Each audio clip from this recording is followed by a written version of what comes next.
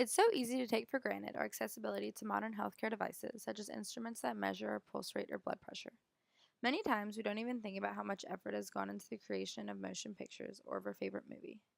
Thanks to Tene Jules Marey, we are able to freely have access to these medical apparatuses and watch films of our favorite characters. His work in the science and photography fields caused healthcare, movies, and photography to be changed forever. Marey was born in France on March 5, 1830. Because of his father's wishes, he attended the Faculty of Medicine in Paris in 1859 to study medicine and physiology. The field of physiology was ideal for Marey because it allowed him to combine his love of mechanics and organisms. Marey became interested in the sciences at an early age.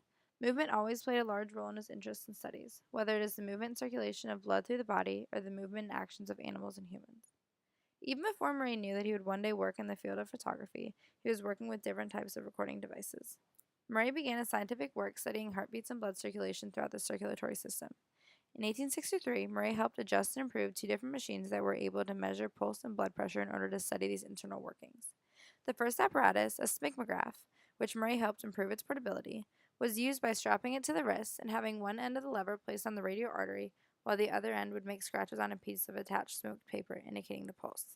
The second of these innovations was the kymograph that measured pressure in the atria of the heart during the cardiac cycle and created the graphic recordings measuring the blood pressure.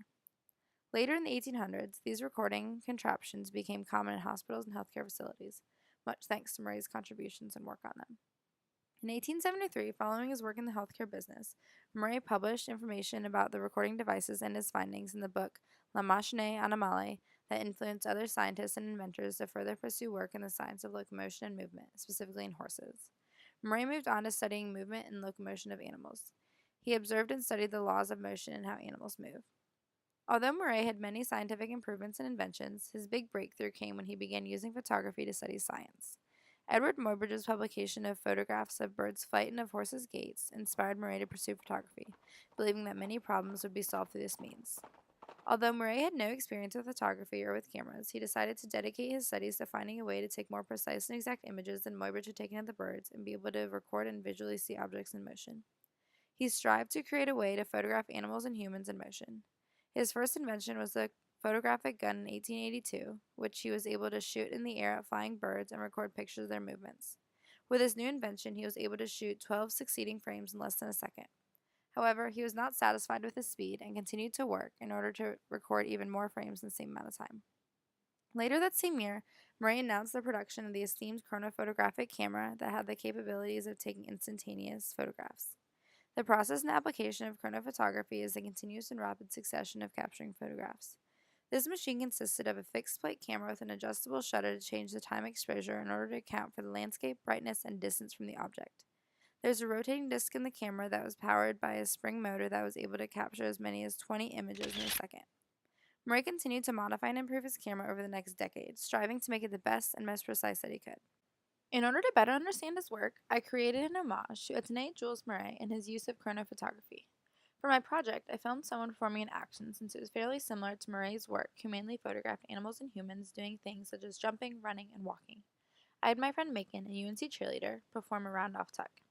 After I got the footage of her doing the flip, I translated the video into freeze-frame photographs, mirroring Marey's still-motion photographs. I decided to break the action up into 24 different still photographs so you can slowly see the continuous motion and the series of movement in detail. This homage project provided me with the opportunity to look more closely at movement on an incremental basis. I've learned to notice and observe in greater detail the effort and muscular energy required in each and every movement I, and everyone else around me, make. Movement typically seems so fluid and effortless, but when you stop and dissect it in individual frames, you realize that it is something incredible. When Macon lands after a cartwheel before beginning her back tuck, her calf muscles contract and knees bend to allow for a more cushioned landing and to give her the power to push off and perform her flip. However, when you take a step back and look at the videos as a whole, you fail to notice these minute movements and actions that are so imperative to the stunt. So many different muscle contractions and bodily motions must combine and work in cooperation to accomplish something as trivial as talking and walking or as advanced as flipping and skipping. It made me consider how I walk, how I jump, and how I perform routine everyday tasks. Thanks to Marey, I now realize that movement is special and it should never be taken for granted.